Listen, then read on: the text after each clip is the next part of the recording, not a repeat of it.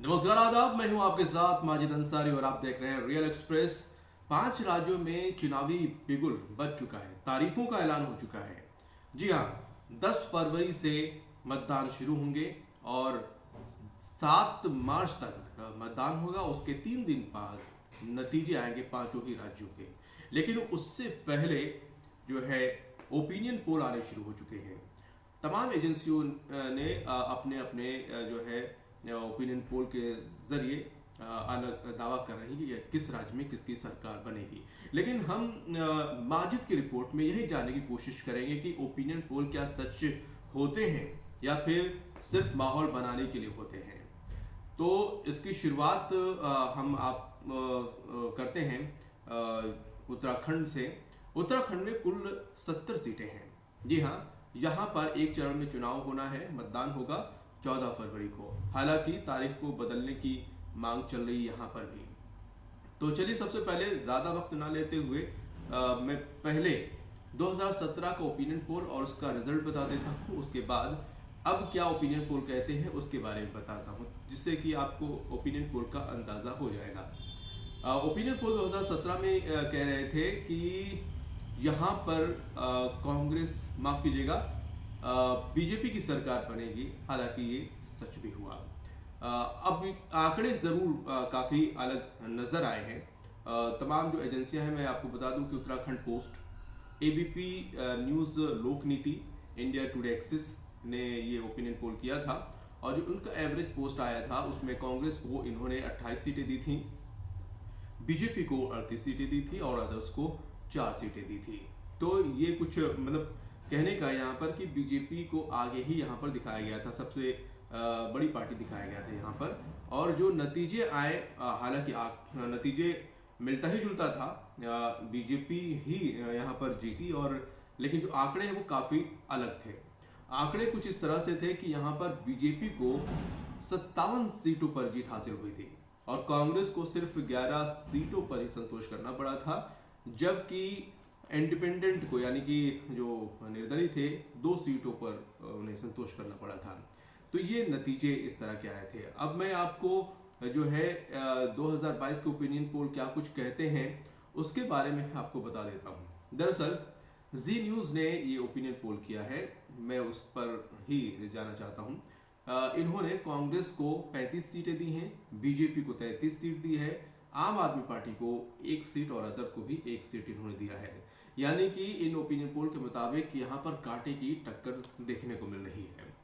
लेकिन अब अगर हम इसके पृष्ठभूमि पे जाएं तो यहाँ पर ये जो है आंकड़े हैं, ये जो फैक्ट्स मैं आपके बताने जा रहा हूँ वो क्या कुछ कहते हैं उसे आपको अंदाज़ा हो जाएगा। सबसे पहले मैं उत्तराखंड के जो अब तक 5 विधानसभा सत्र हो चुके हैं उसके आंकड़े आपको बता रहा हूँ। दरअसल 2000 में उत्तर प्रदेश से अलग होकर नया राज्य का गठन हुआ था उत्तराखंड, और तब से लेकर अब तक कुल अंतरिम सत्र को मिलाकर कुल 5 विधानसभा सत्र हो चुके हैं। अल्टरनेटिवली यहाँ पर सरकारें बदली हैं, यानी कि सबसे पहले बीजेपी की थी, फिर कांग्रेस की, फिर बीजेपी की, फिर कांग्रेस की, और उसके बाद बीजेपी की सरकार फिलहाल बनी हुई है। अब इन आंकड़ों से आप ये अंदाज़ा लगा सकते हैं कि यहाँ पर आपको स्पष्ट है कि कोई भी सरकार रिपीट नहीं हुई है, लिहाजा अब बारी कांग्रेस की यहाँ पर नजर आ रही है। तो ये तो आंकड़ों की बात थी, जो स्टैटिक थी स्टेट की, वो बताया मैंने। अब आपको कुछ और फैक्ट्स बता देता हूँ। दरअसल बीजेपी के परिप्रेक्ष्य में हम देखें तो यहाँ पर काफ़ी अस्थिरता देखने को मिल रही है। यहाँ पर कई मुख्यमंत्री भी बदल दिए गए, यानी कि त्रिवेंद्र सिंह रावत, फिर तीरथ सिंह रावत, उसके बाद जो पुष्कर धामी अब है, इसके बारे में भी बताऊंगा। लेकिन यहाँ पर कुछ बड़े जो नेता हैं वो जो है पाला बदलते हुए नजर आ रहे हैं। हरक सिंह रावत को बीजेपी ने निष्कासित कर दिया है पार्टी से। दरअसल ये अपने सेफ सीट से चुनाव लड़ना चाहते थे और खबर ये भी थी कि वो कांग्रेस के संपर्क में है, लिहाजा उनको पार्टी से निकाल दिया गया। और हकीकत भी यही है कि हरक सिंह रावत तो कांग्रेस में शामिल होने के लिए पूरी तरह से आतुर है और हरीश रावत से 100 बार माफी मांगने की भी बात कह रहे हैं। और उसके अलावा हम बात करते हैं यशपाल आर्य की, जो बड़े नेता हैं, इनको भी राजनीतिक मौसम वैज्ञानिक कहा जाता है। 2017 में ये कांग्रेस में ही थे, फिर बाद में ये जो है बीजेपी में आ गए थे।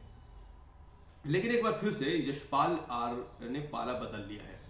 एक बार फिर से माहौल देखते हुए उन्होंने बीजेपी का दामन छोड़कर कांग्रेस में शामिल हो गए हैं। यही नहीं, उनके जो बेटे हैं संजीव आर्य, जो नैनीताल सीट से जो विधायक हैं, उन्होंने भी कांग्रेस का दामन थाम लिया है। इस तरह से देखा जाए तो यहाँ पर कांग्रेस का पलड़ा भारी होते हुआ नजर आ रहा है। दूसरी बात, एक और अस्थिरता ये देखने को मिली कि जो त्रिवेंद्र सिंह रावत है, उन्होंने नड्डा को चिट्ठी भी लिखी है और उसमें उन्होंने कहा है कि वो चुनाव नहीं लड़ना चाहते। इसके अलावा अब आपको मैं बता दूं कि तीन जो है यहाँ पर मुख्यमंत्री बदले गए एक ही कार्यकाल में। त्रिवेंद्र सिंह रावत जो है जब मुख्यमंत्री थे तो उन्होंने देवस्थानम बोर्ड का गठन किया था और इसके जरिए उन्होंने चारों धामों और इसके अलावा 51 मंदिरों का जो प्रबंधन है वो अपने अधीन कर लिया था, जिसकी वजह से जो वहाँ के साधु संत थे वो बेहद ही नाराज थे। उनको ये लगने लगा था कि जो उनका हक है छीन लिया गया है और इसके बाद से लगातार वो विरोध कर रहे थे जो है त्रिवेंद्र सिंह रावत का। और अंजाम ये हुआ कि तीरथ सिंह रावत को अपनी कुर्सी तक गंवानी पड़ी कहा जा रहा है। उसके बाद फिर तीरथ सिंह रावत को जो है यहाँ पर मुख्यमंत्री बनाया गया, लेकिन उन्होंने इस नाजुक हालत को समझते हुए इन्होंने जो देवस्थानम बोर्ड था उसके गठन को साधु संतों को बुलाकर भंग कर दिया, ताकि जो नाराजगी है साधु संतों के बीच में वो खत्म हो जाए। हालांकि अब देखना ये है कि साधु संत क्या वाकई में इनकी नाराजगी खत्म हो गई है, ये तो खैर अब जब 10 मार्च को नतीजे आएंगे तब समझ में आ जाएगा। अब फिलहाल पुष्कर धामी हैं मुख्यमंत्री और क्या कुछ स्थिति यहाँ पर उत्तराखंड में है वो मैंने आपके सामने रख दी है। अब आप अंदाजा लगा सकते हैं कि यहाँ पर किसकी सरकार बनने जा रही है, किसकी संभावना यहाँ पर ज्यादा है। हालांकि राजनीति है, कुछ भी हो सकता है। जी हाँ, और अब बात करते हैं गोवा के ओपिनियन पोल की। ओपिनियन पोल क्या कुछ कहते हैं ये जानने की कोशिश करते हैं। सबसे पहले मैं आपको 2017 के ओपिनियन पोल और उसके नतीजे बता दूं, उसके बाद अब के ओपिनियन पोल बताऊंगा। तो ओपिनियन पोल क्या कुछ 2017 में कह रहे थे वो इस तरह से था। कई एजेंसियों ने यहाँ पर अपना ओपिनियन पोल निकाला, जिसमें Huff Post C Voter, The Week Hansa, Axis India Today, Kautilya ने ये अपना ओपिनियन पोल दिया था और उसका जो एवरेज पोस्ट आया है वो मैं आपको बता देता हूँ। आपको बता दूं कि इन्होंने बीजेपी को 18 सीटें दी थी, आईएनसी यानी कि कांग्रेस को 11 सीटें दी थी और आम आदमी पार्टी को 6 सीटें दी थी, जबकि अदर्स को 5 सीटें दी थी। अब नतीजे मैं आपको बता दूं क्या कुछ नतीजे आए थे। नतीजे एक तरह से आपको कह लूं कि वो थोड़ा अलग ही था। 36 सीटों पर बीजेपी लड़ी थी, 13 सीटें मिली थी। कांग्रेस ने भी 36 सीटों पर लड़ा था, 17 सीटें मिली थी। आम आदमी पार्टी 0 पे थी और वहीं अदर को 3 सीटें मिली थी, जबकि जो गोवा की लोकल पार्टी है यानी कि एमजीपी महाराष्ट्रवादी गोमांतक पार्टी, उसने 34 सीटों पर चुनाव लड़ा था और 3 सीटें हासिल की थी। और इसके अलावा गोवा की एक और पार्टी है गोवा फॉरवर्ड पार्टी जीएफपी, जिसने 3 सीटें हासिल की थी। तो ये रहा ओपिनियन पोल और रिजल्ट 2017 के। अब मैं आपको 2022 का क्या ओपिनियन पोल कहता है मैं वो आपको बताने की कोशिश करता हूँ। दरअसल ये टाइम्स नव भारत हिंदी ने ये ओपिनियन पोल किया है और उन्होंने इस बार बीजेपी को 17 से 21 सीटें दी हैं, कांग्रेस को 4 से 6 सीटें ही दी है। इसके अलावा आम आदमी पार्टी को और ज़्यादा सीटें दी गई हैं इस बार। ओपिनियन पोल में 11 से 18 सीटें और अदर की बात की जाए तो 3 से 5 सीटें अदर को मिल सकती हैं। अब ये ओपिनियन पोल इस बार के हैं। दरअसल इस बार कुछ बदलाव देखने को मिल रहे हैं।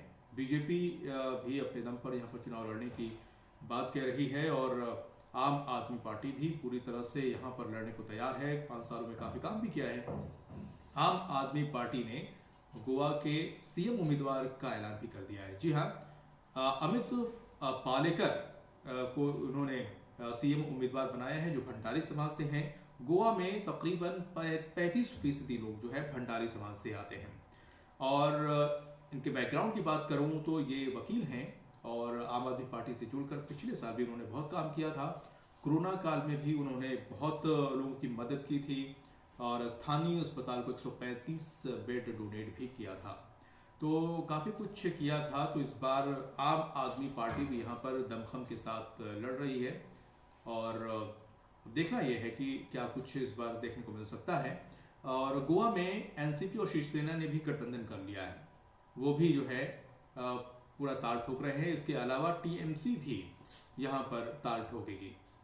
तो ये कुछ सिचुएशन थी जो है उसको आपको बता दूं। इसके अलावा भी जो है यहाँ पर कांग्रेस जो है इस बार पहले से जो है ज़्यादा मजबूत नज़र आ रही है, क्योंकि बीजेपी में जो अस्थिरता है कहीं कहीं नहीं कि उसका फ़ायदा कांग्रेस को होता हुआ मिल रहा है, क्योंकि जो पूर्व मंत्री हैं उन्होंने बीजेपी छोड़कर कांग्रेस का दामन थाम लिया है।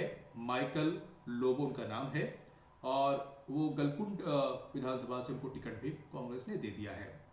इसके अलावा एक और बात कहूँ, मनोहर पर्रिकर को तो आप जानते ही हैं। मनोहर पर्रिकर तो इस दुनिया में नहीं है, लेकिन बीजेपी ने उनके बेटे को टिकट नहीं दिया है, जिसकी वजह से शिवसेना ने उन्हें निर्दलीय चुनाव लड़ने का सुझाव दिया है और लोगों से कहा भी है कि उनकी जो है उनको सपोर्ट करें सभी को जो है। तो ये कुछ गोवा की स्थिति है। अब आप अंदाज़ा लगा सकते हैं कि 2000 जब 10 मार्च को नतीजे आएंगे तो क्या कुछ हो सकते हैं।